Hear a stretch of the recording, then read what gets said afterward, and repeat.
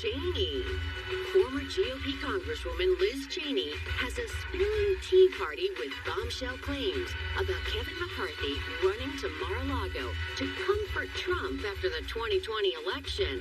How the former president and fellow Republicans knew he lost, and who told her she was in danger on the morning of the Capitol insurrection. Will this inspire more Republicans to speak out? And with the billion-dollar Cope Network backing Nikki Haley, is the GOP finally ready to cut the cord on Trump? And Jennifer Garner talks about getting back in touch with her inner child in the new Netflix holiday movie, Family Switch. Plus, Issa Rae on starring in the scathing new satire, American Fiction, and the second unfiltered season of her series we can't even say the title of on daytime TV. Here come Hot Topics with Whoopi, Sarah Haynes, Anna Navarro, Joy Behar, Sunny Hostin,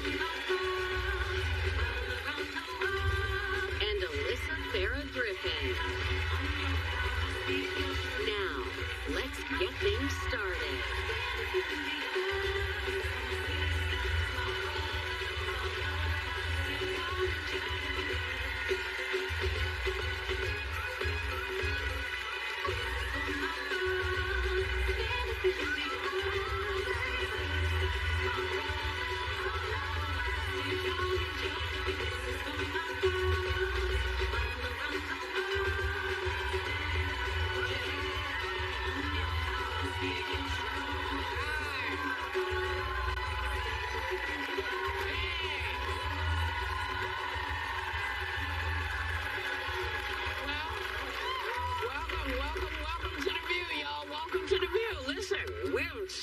To have you here. We love a live audience, and y'all are looking good. Yeah. Everybody's looking good. Very festive, very festive, y'all. Now, you know, former GOP Congresswoman Liz Cheney is holding her party accountable in her new book, Oath and Honor.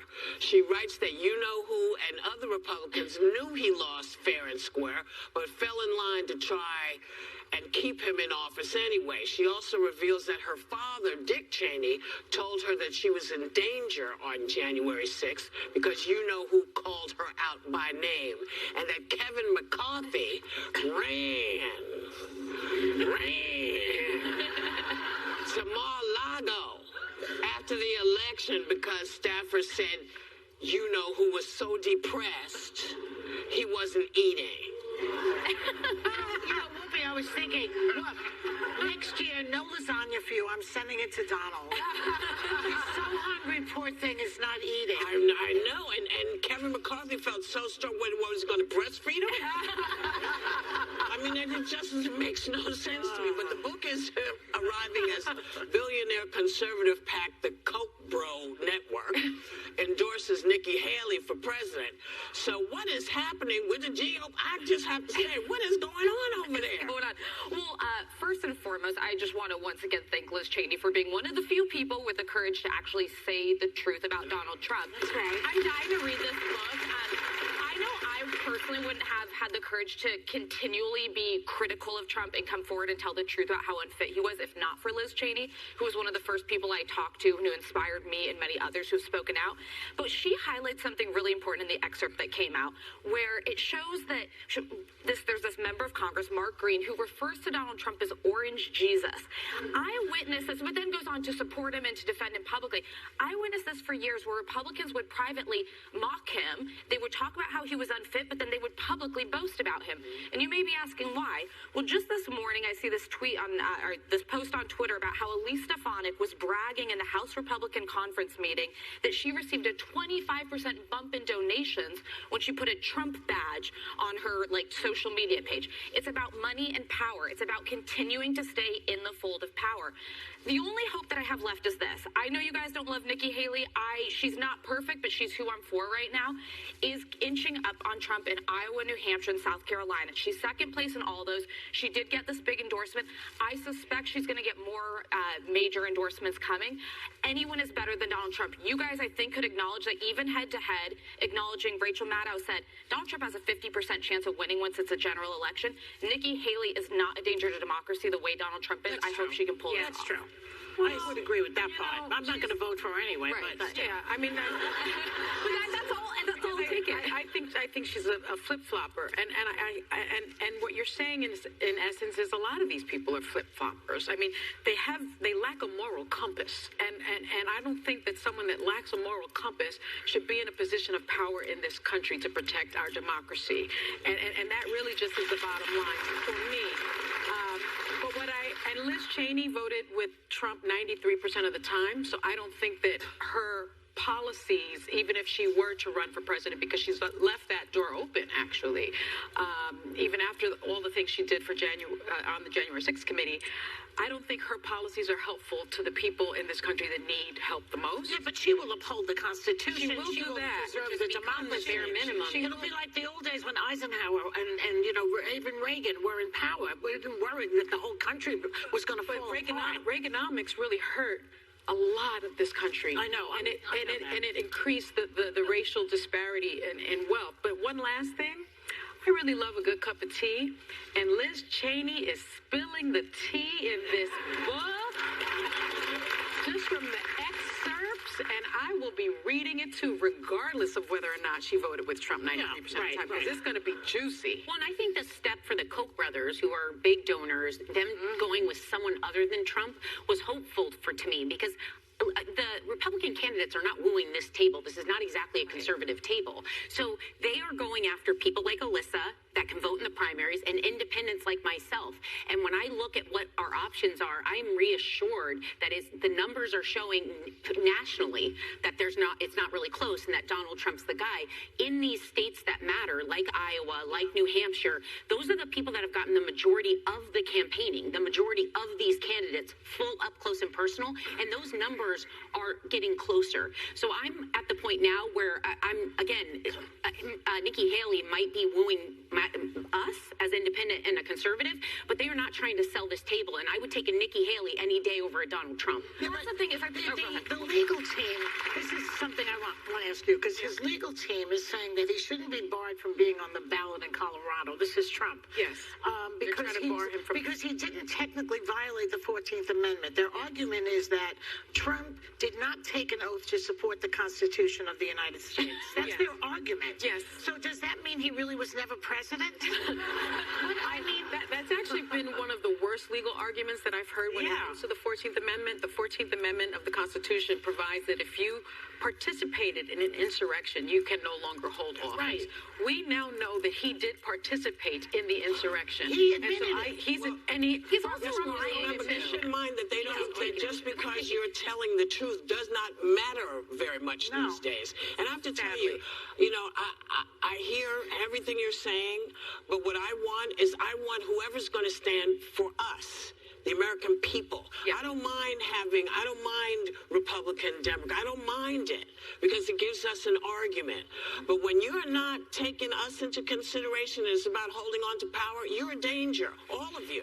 When I say all of you, I don't mean you. But She's not saying you in danger, girl. You in danger, girl. He's saying that.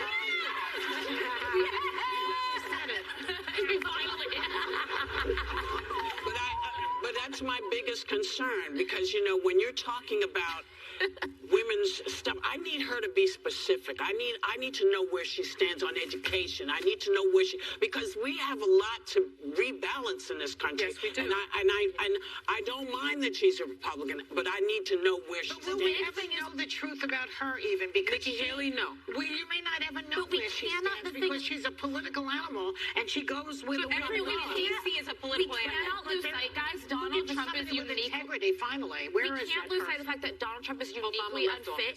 I would tell you anyone is safer than that man being in office. Well, I don't know that we'll have another election.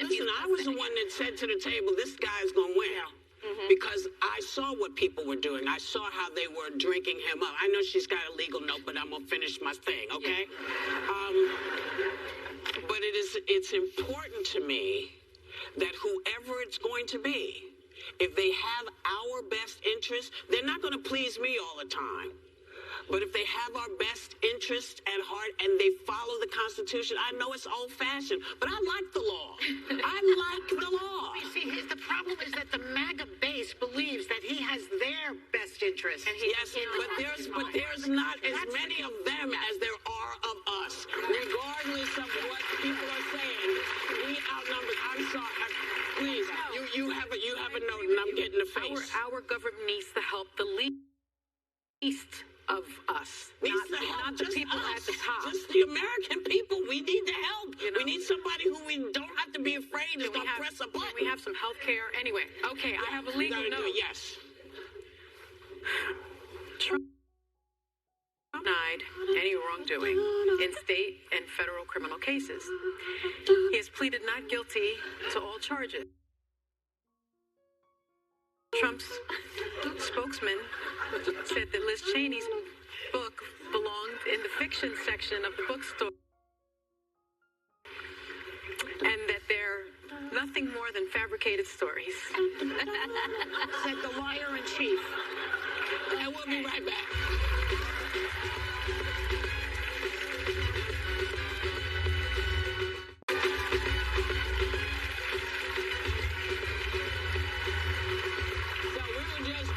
To a couple, this story might interest y'all. A woman took to Reddit after she cut off contact with her sister because since they were teenagers, whenever she broke up with someone, her sister ended up sleeping with them. And apparently she did it like 6 times. Now, some people told her she's overreacting, but many agreed that it's messed up. What would you do? First of all, I'm glad I'm an only child. Let's put it that way. Because these sister stories that we come up with here are horrendous. There's something incestuous about it, though, isn't there? It's like sleeping with your sister's. Well, it's sloppy seconds. It's sloppy seconds, and it's nasty. Maybe it's their version of gross. Maybe it's their version of hand-me-downs. It's that. It's just nasty. Like it didn't fit right anymore, so I'll give it to you. I would like that. I grew up on hand-me-downs. I'm a third. It's nasty. I mean, I too am an only child. Yeah. I'm very thankful for Thank you, yes. Sisters don't do this. I have sisters. That sister does it. Friends don't do it. Sisters are just like you. You always talk about scorched earth, ride or die. When you are a loyal sister, which I think that's redundant to even say, sisters are typically loyal. What's wrong with this one? This one, they have a lot of trauma. Yes. Because there was some house, they were removed from the house, their mother was abusive. There's some stuff going on here that they need to deal with. Well, why she got to sleep with the other sister's man? Like I said, there's a lot of stuff going on. You know what? Why don't Underwear? So, welcome back. Jennifer Garner-Cruz, she still knows how to get in touch with her inner child in the new Netflix holiday movie, Family Switch, as a mom who swaps bodies with her daughter. Take a look. Oh, absolutely not, Cece. No, you cannot wear that to school. I will die. You're wearing this to my work. You look like an American Girl doll. Are those your father's jean shorts? Is this Nancy Pelosi? You have paint on your jacket. Because you're an artist. You should be able to dress like one. But I can't hope to be made partner looking like a teeny bopper. Yeah, you gotta bow down to the patriarchy, don't you, Mom? Just dress for the male gaze. Oh, you and your ideals. Well, let me tell you something. Ideals don't pay the bills. Did you pluck my eyebrows? No. Yes. I think we can both agree that we don't want to ruin each other's lives today. Good luck with that, Mom. Please welcome Jennifer Garner.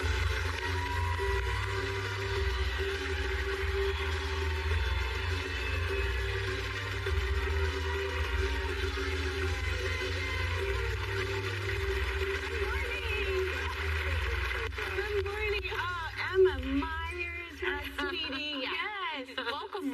Thank you. I'm so happy to see you guys. Yeah. It's been a minute. Well, we I feel like I'm in the middle. Like, oh, this is like a really place of power. We wanted to wish wish you a happy belated Thanksgiving. We heard you celebrated a little earlier this year. We did. We celebrated a little early, and my kids, we were just like, let's just keep it super simple, no big deal.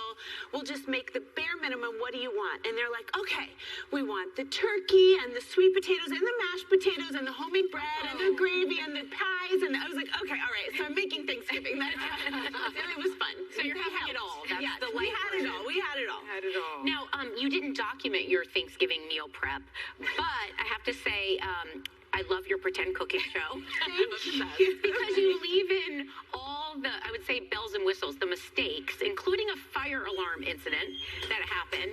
Now, what is your worst kitchen disaster, and would you ever make it into a real show, as many of your fans have requested? Oh my gosh. My worst kitchen disaster is being let into the kitchen in the first place. I don't know. I love to cook, and thank goodness I've trained my kids to really love the flavor of char. They say that's how they know that I made it, because I always want things just a little bit crispy, and then I forget. It's like, whatever. My toxic trait is optimism, that I'm gonna remember to take something out of the oven. But no, well, pretend cooking show. It is a real show. It's just a pretend cooking show. Like a real pretend. Yeah, real pretend. Oh yeah, the onions I love. I just have to say, you were one of the guests I was the most excited to have on. So it's so just great to be here with you, because it's my first time with you.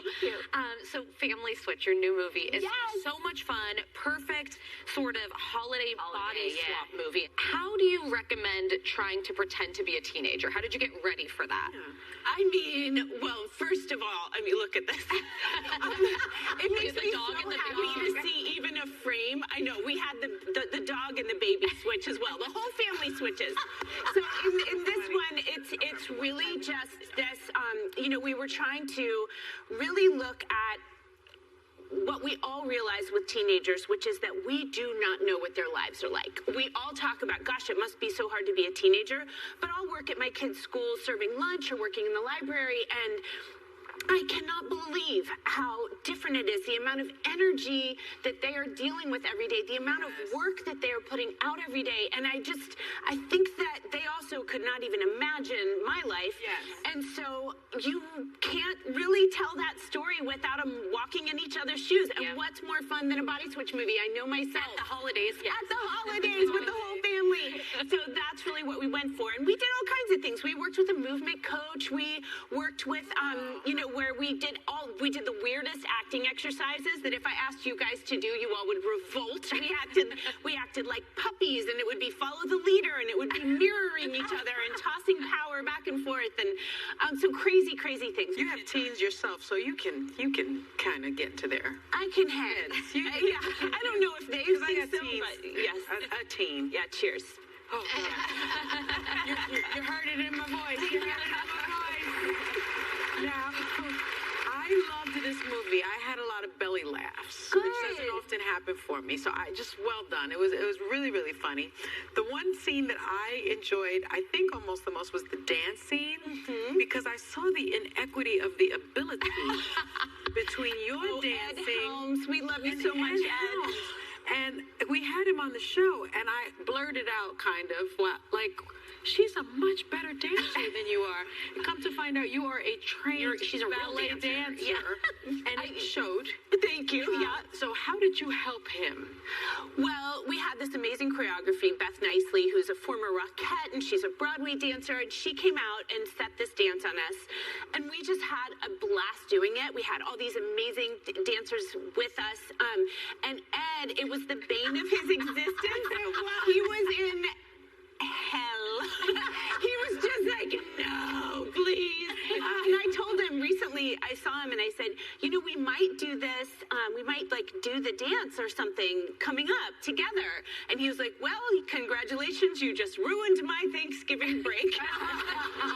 He came up with the funniest lines. He's just an amazing comedic genius. And all of us would say to him, how do we funny this up, Ed? If you're working with someone like Whoopi, with Ed, they can find the funny in a way that I can't necessarily. So, but I'm not afraid to just say, make me funnier, make me better. Put it through the Whoopometer. But this isn't the first time you've played a teenager body swap movie. Everyone remembers 13 Going on 30. In fact, even backstage, Rebecca, who She's like, oh my God, 13 going on 30. I love that movie. So I know people still stop you and want to talk to you. What is it about that movie that resonates? What is it? I know. I mean, it's out was right really now on good. Netflix, and I am really feeling it. Whenever it's airing somewhere, people stop me. I watched it again last night. Hello. I watched it. It's so sweet that it's such a comfort movie for so many people. It makes me so Another dance number in that one. There is a dance. I don't mind a little dance number. An iconic dance number. So I have to ask, because that's just such an iconic scene in the dress. The green Versace dress became so iconic, but I learned you did not keep it after the movie. Where did it end up? First of all, you're not supposed to keep your clothes until you don't get to, and I'm a goody two-shoes, so I wasn't. And also, who had any idea that movie was going to be more than just something that came and went? And it ended up in the warehouse with other clothes from the movie, and I had amazing. Susie DeSanto designed that, and we've worked together every maybe 7 or 8 things since then, and she did Family Switch. So she knows how to come up with a good She could get that dress back for you. Yeah, we wish. Believe me, we talk about it all the time. But it ended up in the background. It was just put on background players in like Sex in the City. Oh my God, there it is. No, Get out of my dress. Give me my dress back. Get that dress.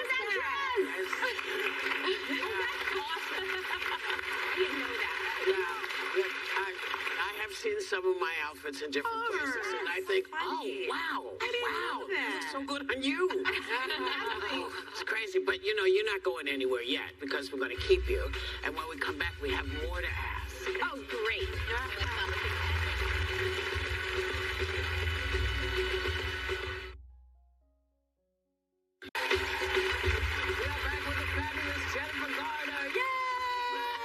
Alyssa? Yes. Question. So another role we loved you in was a secret agent in Alias. So much fun. I learned that when you auditioned, you actually wanted to show that you could do some of your own stunts. No, I was told, we'll need to see that you can move because you'll have to be able to fight. And I was like, okay, I should be able to do this. I mean, like all 20 years of ballet, I should be able to knock out some, not fancy ballet, but ballet. And so I just went to the Yellow Pages because that's what was available back then. I went to the Yellow Pages, opened it up, and the biggest ad closest to my house was for this karate studio. And I went every day between finding his ad and having the job, which was several weeks. And I would take class with the little kids. And they would be like me in my uniform with my white belt with I'd got my stripes on my belt, got my yellow belt. And then I would do an hour or so with him afterward. And I remember him putting me in the splits, and I hadn't done the splits for a long time, and he was working on my flexibility. And so he sat on my back, and I was like, hold up. And he said, no, water flows down. I tell you when to hold up. Okay. Yeah, I was like, oh boy, all right. I was serious, but it worked out. Well, and you've remained close with your co-stars from the show, including Bradley Cooper and Victor Garber. Have you guys ever talked about an Alias reboot? Yeah. Oh my gosh, would that be the most fun ever? That would be so fun. That's really, that's up to JJ. So nobody's ever really brought it up, but we see each other all the time. Bradley and Victor and Ron were just together. They were seeing Maestro, which is such an amazing movie. I see Victor and Ron all the time, so we're all very, very close. Yeah. Oh, I love hearing that. Well, Victor Garber. The last time, Your old buddy. Pal. the last time you were here, we became best friends. Not really, but we bonded over chickens and keeping bees. You actually have another life, a whole other life, as Farmer Jen. Yes. And we're recently on the cover of Inc. magazine for your nutritious kids food line, Once Upon a Farm. It's amazing. You've worked hard to make it affordable, available to families from all economic backgrounds. WIC has approved it. I mean, why was that so important to you? It's just so spectacular. Oh, thank you so much. Once Upon a Farm is this amazing brand. It's all organic. It's really clean. It's like held to European standards. You know, we really work hard and test for metals and plastics and lead and all the things that you hear about that are scary. But it was super important to us that part of our mission as our mission as our company is to make this kind of higher nutrition and really clean, no sugar added food that's delicious, available and accessible for more families and for all families instead of just kind of kids in, you know, the fancy parts of New York and LA. And so we have worked super hard to do this. We're WIC approved, and we also are donating 1 million meals through Save the Children to rural America. And I just visited Alpa, California, which is where our food is grown. It's Central Valley, California. 50% of our nation's fruit and vegetables, 75% of the nuts that we eat are grown and out like in that area, and they have not one fresh thing in their grocery store. Not one fresh. It's a food desert. It's a food desert. And yet they're growing our food. They couldn't afford. It's crazy. Happening all over but the country. I went to a dinner and I met with the people from the local food bank, and they said, "Oh, well, the kids have Once Upon a Farm because your company donates it." And it was such a full circle moment. It was like, oh my gosh, our food is actually coming here and going to these babies. And it was like one of the happiest, most fulfilling like moments of my whole life. That these things I care about so much had actually truly happened and come together. And I'm so proud of everyone at our company for working so hard. Our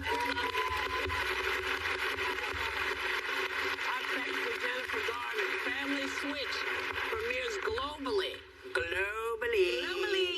On Netflix, mañana, tomorrow. And we, of course, will be right back.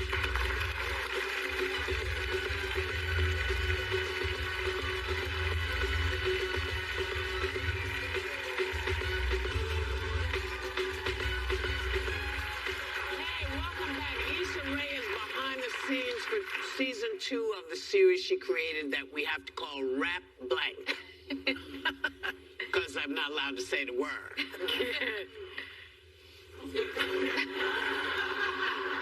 I'm sending it to you, though, and through my brain. And she's also on the big screen in a movie that's generating a lot of Oscar buzz called American Fiction, playing a best-selling author with a questionable story to tell. Take a look. Most every submission was from some white dude from New York going through a divorce, and too few of them were about my people. And so I think, where are our stories? You know, where's our representation? And it was from that lack that my book was born. Would you give us the pleasure of reading an excerpt? Thank you.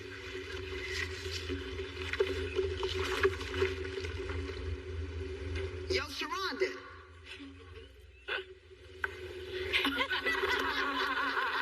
Please welcome back the fabulous Issa Rae.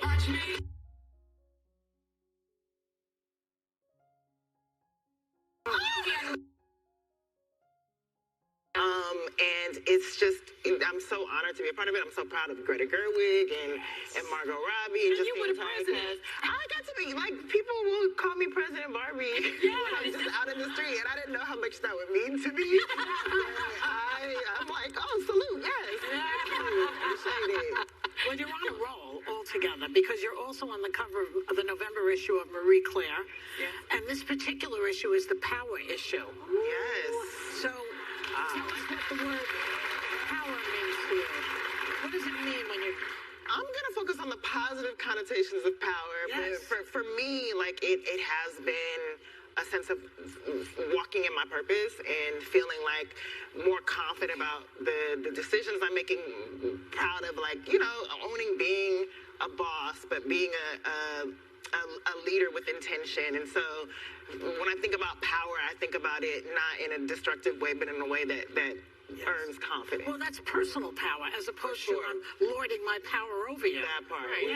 which can be very negative. And Well, scary. congratulations. Thank you. One thing I forget about, because you are everywhere, is you really started out similarly to the way we see a lot of people on social media now when you were at college at Stanford.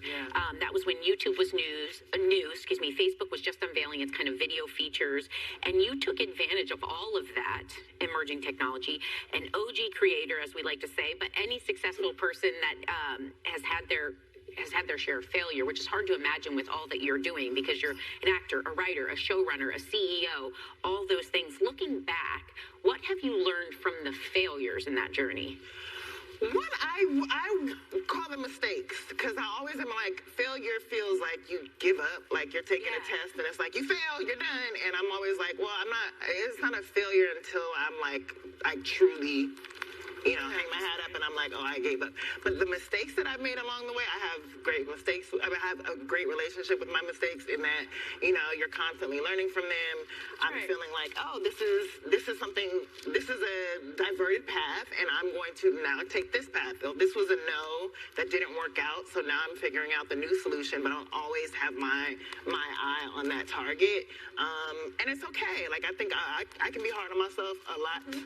And sometimes it feels like, it is the end of the world, but I've always just found that, again, that walking in your purpose, feeling that way will always lead you to your destination as long as you believe. So I tend to be optimistic in that way. And you always learn from mistakes. Always have successes, yeah. Otherwise, you're done. Yeah. My son told me Thanksgiving, you either fail or you learn. Oh, I love that. He's wise. I don't know. He is wise. Maybe he heard it somewhere. Not from me. It's from you. Mandela? He said either you fail, Mom, or you learn. Yeah. Because I'm very hard on myself as well. Okay, so he ain't that bright. I love but it. He took it from somebody. He was bright enough to read Mandela. Yes, absolutely. Yes. Well, your new film, American Fiction, I saw it last night. I loved it. I loved it. That scene in particular. I watched it 3 times in a row. Wow. Just so terrific. The casting is excellent. It's centered around an author named Monk, played by the legendary Jeffrey Wright, in my opinion. Jeffrey's incredible. He's a brilliant man having trouble connecting with readers and with the people in his life as well. He's feeling pressure to write about the Black experience in a way white people will consume it and receive it. Yes. Now, you play best-selling author Santara Golden, and you unwittingly give Monk an idea. Yes.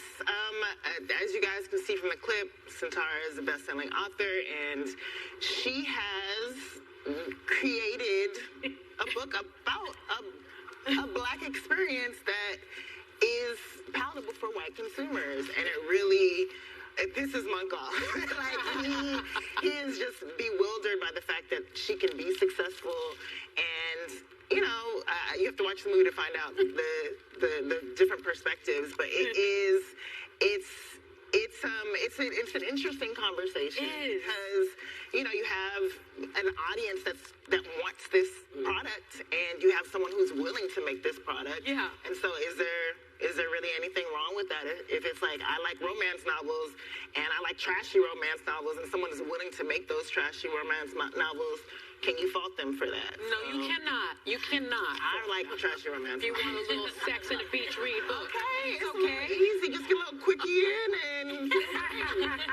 No, you were an unbelievably busy woman because the latest show you've created, Rap Blank, we're going to call it. It's back for its 2nd season. I can't wait to see where it's going to take the women. So for those who haven't watched it, it's kind of a commentary on the music industry, and it follows 2 rappers and friends, Shauna and Mia, trying to make it in the business. What can we expect coming up this season for their journey? This season, what I love about Rap Bleep, as I'll call it here, is that we're really living in the bleep of the music industry this season. These girls are, and this is, if you're a creator, if you've been an entrepreneur, if you had dreams, you can relate to this series, but we're really taking our girls on the journey to recognize like what you sometimes need to compromise to make it in the industry.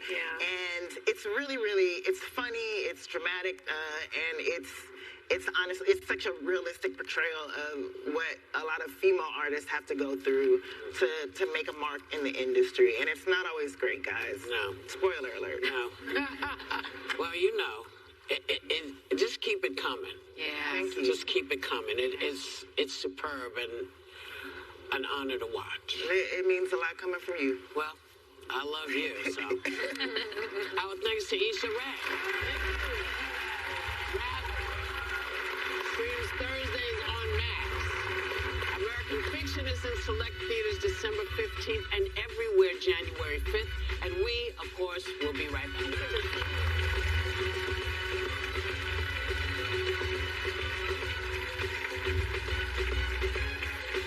Life I know today.